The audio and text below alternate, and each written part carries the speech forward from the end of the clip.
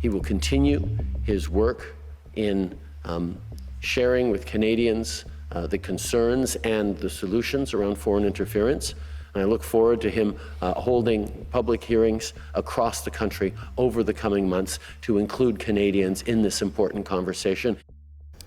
The Prime Minister is standing by his special rapporteur on foreign interference, David Johnston, despite an NDP motion that passed with the support of the other opposition parties calling for Johnston to step aside.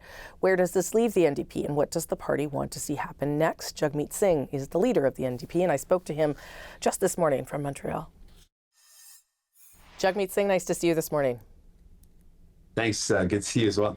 So you have been calling for a public inquiry for some time, but you also believe that David Johnston holding the public hearing portion of what he wants to do is not right. Can you explain to Canadians what your issue is with Mr. Johnston? Yeah, I think it's really important to explain this and be really responsible with this. I've never attacked Mr. Johnston personally, nor do I attack Mr. Johnston personally now. I believe he's a person that is very credible and has worked for the country in a way that's been very honorable. The problem that we're up against, though, is the work that he's supposed to do is to restore confidence in our electoral system. And the appearance of bias is so strong now that he can no longer do that work, the trust necessary is eroded because of the appearance of bias. I point to two quick examples.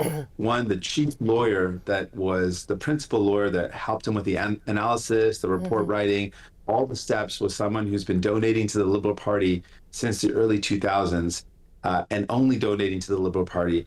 That in and of itself, coupled with the fact that the report that Mr. Johnston and this chief lawyer were engaged with takes the government's words on certain things, asks them a question, takes the response and puts it in the report verbatim without any pushback.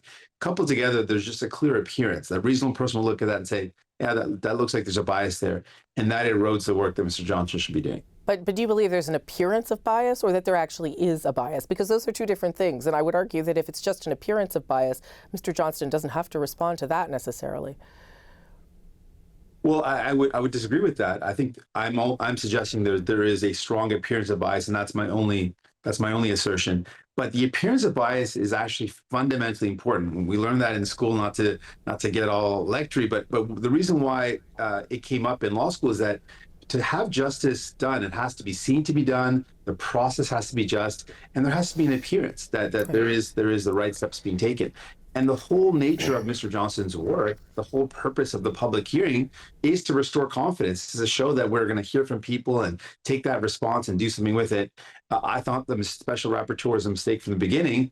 Didn't have a problem with Mr. Johnston personally, right. But now the appearance of that bias is so strong that it really undermines the whole point of the work that's supposed to be done, which is to restore confidence. If people feel like a reasonable person looks at it and says, well, I think there's some bias going on here. I feel like there's too much of a favoritism of the government because of various things that have come out. That's not really going to help restore public confidence. You've asked for a full security clearance to see the report. Has that been granted yet, by the way? Has that happened?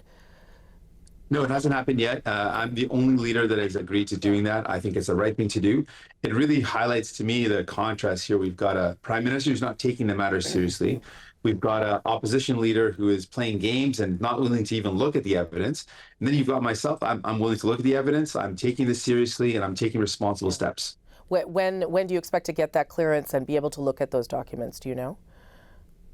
No, I don't have the details on the exact dates. I'll tell you the steps we've done so far. We wrote a letter requesting the same guarantees to be able to say my opinion without disclosing any of the national security threatening information, to make sure that information remains confidential. But I want to be able to also give my opinion on things like the government's response on a public inquiry, as Mr. Johnston's done. I've received verbal assurances, but we're just waiting for a response in writing to that.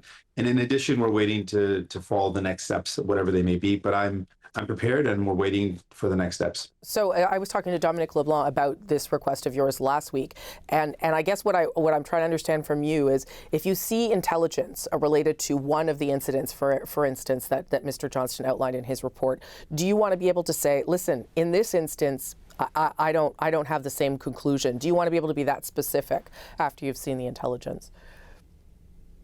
Yeah, I want to be able to have the same latitude that Mr. Johnston had, and I think it's already been assured that that will be the case. In fact, I think this is actually a tool for, I think all opposition leaders should have agreed. It gives you the ability to actually know the facts and then give an opinion on those facts. Right. I think that is pretty obvious that it would be the case, but I want it to be very, very clear that this is important to have that guarantee so Canadians know I'm going to be looking at information, giving my opinion on it while protecting and safeguarding the national security interests. You've said that now is not the time for an election. Obviously, you're in a supply and confidence agreement with the Liberals. You said now is not the time for an election because of these concerns. No one is obviously questioning the outcome of the past two elections. They are looking at whether there was influence and what level of influence there was, but no one's questioning the outcome. So what would be the danger of having an election over this issue that you believe is so important for Canadians? Yeah, two issues. Number one, it's not a solution. If the problem is that we're worried about election interference, having an election is not going to actually solve the problem. So I think it's not a useful approach to solving the problem. And moreover, I believe that there's been a significant amount of voter apathy. Well, I don't believe it. I know it. It's a fact. And I'm worried about that. As a new Democratic Party, democracy is in our name, and we believe in it. And to restore confidence, we want to make sure that more people know that their vote counts. We want to see more people voting. Mm-hmm. And I'm sure that hearing election interference on top of that apathy where people say, well, what's the point of voting, is only going to contribute to that lack of voter turnout or that lower voter turnout. So I want to see people see we've taken something seriously, we're restoring confidence, here are the steps we're taking, and then we go to an election. I think for those two reasons, that's my strong belief that what we need to do is restore confidence, and having elections not going to do that. And secondly, we need to make sure that steps are being taken, that we know the extent of it, steps are being taken before we go to an election to restore that faith in going to an election as something that Canadians should do. So you're not avoiding an election because you don't want to be pulled into one right now, because you don't think your situation would improve in an election right now? Well, our situation would improve dramatically. We've consistently ranked significantly higher in all major polls, and particularly higher in some of them. So we'd be in a much better position. But it's not about my personal gain. It's about the value that we have here to the idea of democracy being so important, and it not being really a logical next step to say, well, we're worried about election interference, so let's have an election. That doesn't really sit well with me as a logical approach to a problem that I think is serious. Who would be the right person, Mr. Singh? I think that's kind of what my colleague Aaron Wary wrote a column last week saying, at this point, it has become so partisan that probably no one would be satisfactory to anyone. Do you have someone in mind? Who would be the right person?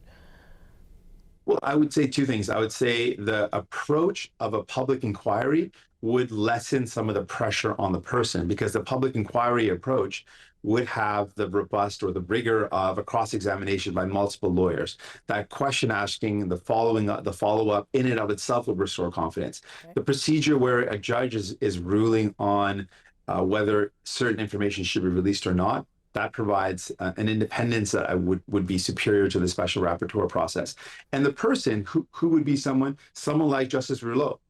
Except for the most extreme people, there was no real critique that stuck to Justice Rouleau, because he was someone that was quite independent, and in that matter was able to provide confidence to most Canadians in the Emergencies Act inquiry that looked at the evidence before Parliament and made a decision around what was done after a robust process of lots of questions, sworn testimony. That would be what we'd want to see happen again. That's a perfect template. It also included confidential information that was kept secret and protected for the right reasons. And that's something that I would hold up as a template of the process, as well as the justice that was leading it. Okay. Jagmeet Singh, thank you for your time. Appreciate it, sir. Thank you. Thanks, ma'am.